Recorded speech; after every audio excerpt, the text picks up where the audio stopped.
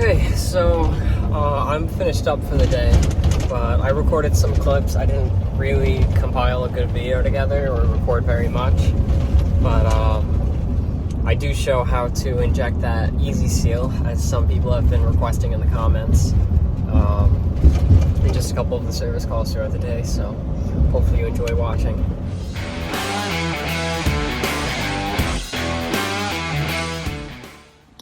Doing an AC maintenance.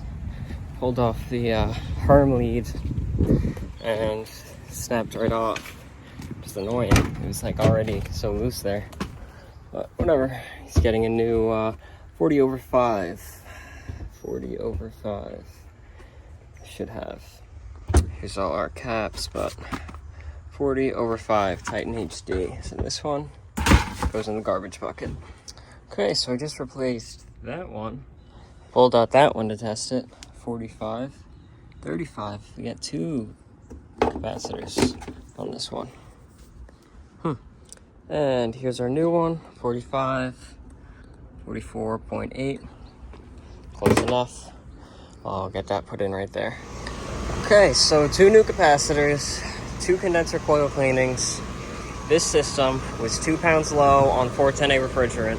These systems have not been touched in 5 years. I discussed everything with the homeowner. We added the 2 pounds, and we added UV dye with sealant to help either seal it or help us find it in the future. And the same with this one. This one took 1.5 pounds to get the 10 degrees of subcooling. I hooked up my hose to my high side. I already purged the air out. There's our sealant, which I have attached now to our suction line. And here, I'm gonna attach my high side hose onto that suction line right there. Now, when I open this, it's gonna let the high pressure flow, and you'll see the dye disappear. I push the dye into the system using the high pressure of the high side into the suction, and now the dye is in the system, the sealant and dye. Now, I have a low loss fitting on this end, so what I always do after I disconnect, I open up that hose and let it suck all the rest of that liquid refrigerant out. That way there's a minimum amount of loss. But I like to do it with just this one hose as opposed to using the manifold, just because there's less refrigerant loss. It's easier to deal with, and it works out just fine. And I did also have to replace the Schrader core on the suction line on this larger 4-ton unit. So some of you were wondering how often I check Schraders. Always, but I don't find them to be leaking very often, but when they do, I replace them. Okay, so I'm currently at a system that I've actually been to quite frequently, and I'll show you what's going on. I took a screenshot of our pressures because I like to just keep screenshots and document everything. We have a nice evaporator temperature, a nice subcooling, nice superheat. It's like 75 degrees, 72 degrees outside, around the same inside. And last time I was here, their Nest thermostat wasn't working. Time before that, their filter was dirty. This time the filter was filthy. I had removed it. But now we have a failed condensate pump, so a lot of stuff keeps constantly going wrong in the system, and I spent so much time here last time cleaning it, cleaning the ductless, and then came again when I replaced the thermostat. It's just like things keep failing nonstop. Okay, so I'm in this super tiny attic. You could see this. This is the new pump that I just put in. And it's super tight in here, but really hot water that I use to dissolve some condensate treatment tablets. Very well. And to test this new pump, turn power on. I'm going to, which I did break power with, but I am going to pour water through here, make sure we fill our pump up, and that it drains properly. And I'll be using that treated water. Okay, so nice and simple. On the way to the next. This guy's flying down the road at 100 miles an hour. Holy crap.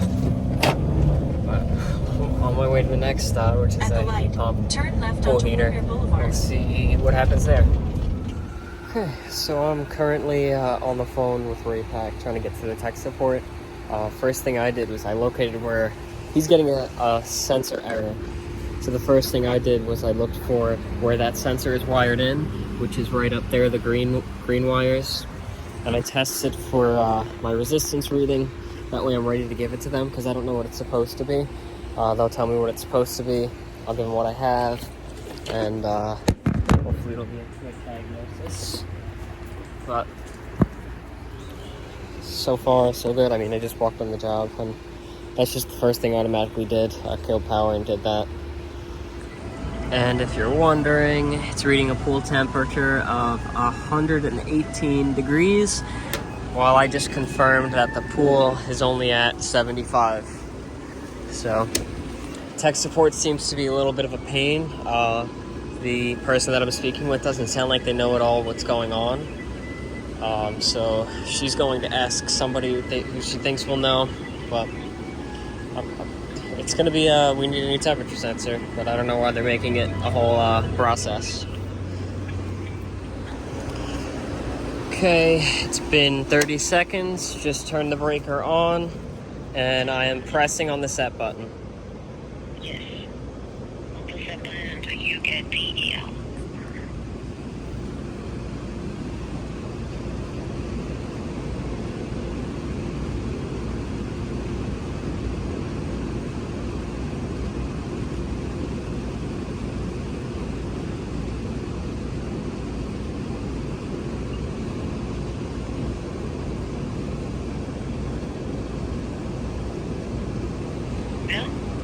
I've had it pressed now for 20 seconds, and I do not have that on the display. It says set current time. What if you keep tapping on it? Pool heat, spa, time spa, off.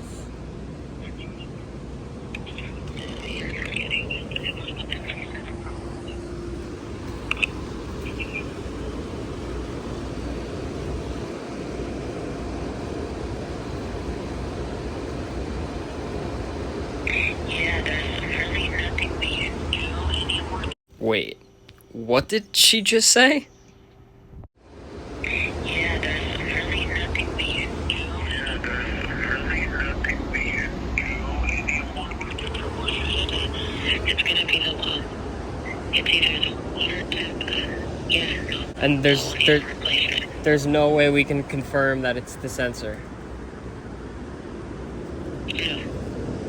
That's the only thing we can do on that part of the temperature. But if there's a way to remove the sensor and disconnect it from the board, there has to be a way to test the sensor. For that, let me ask my tech next to me. Give me 1 second, okay? Okay. This is now the third time that I've asked her to test the sensor, and she cannot get the information. She keeps going and asking this tech. She had me turn it off, press and hold the button. It's supposed to go into some mode. I did that 3 times. It's not doing whatever she says it's supposed to do. She just keeps having me try it again. I mean, come on. Just tell me, like, you have to have some information from me. Send me a spec sheet on the sensor. I'll figure it out myself, but the sensor needs to have a reading, and she can't give me what that reading needs to be. This is a little bit retarded now, because now I'm just standing here like an idiot doing nothing.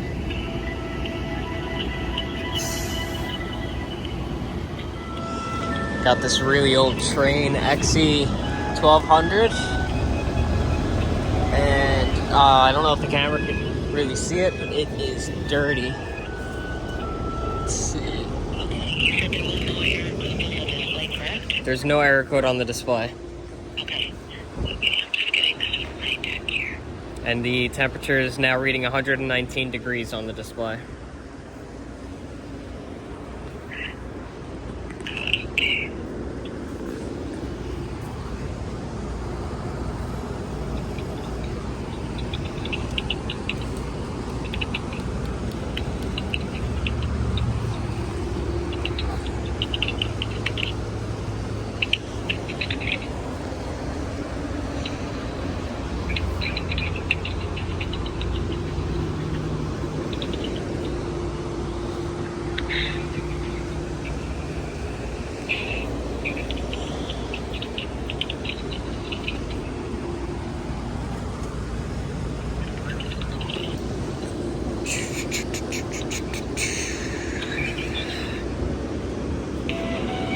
Oh, great. Hold again. Let's see if I can show you that fur coat. Look at that. Man. He needs a cleaning for sure. Let's see where the unit information is. It's 23 years old. And it's a 5-ton R22. His sons do air conditioning, but let's see if I can get him to let me clean this while I'm here. I'd love to do that. Got a fur coat on the heat. Oh, not too bad, but definitely a dirty heat pump coil too. He needs maintenance here. Clearly he's not doing that, but it'd be really cool to do it. Still on hold. Still on hold. What a nightmare that was. I just had to speak with somebody else. I couldn't handle it. And they again, wouldn't give me a way to read out the sensor. They had me move around some wires on the control to test, see what the control would read. It is a bad sensor, but you know, I want to make sure it is, and it's not the control. So come here and replace the part, charge the homeowner, and that turns out to not be the issue. So it's resolved. They're sending him the part. Hopefully he calls us to put it back in. He may just use his sons who already do the air conditioning, but we'll see what happens. Okay, so I spent an hour there, and it was just like all kind of unnecessary.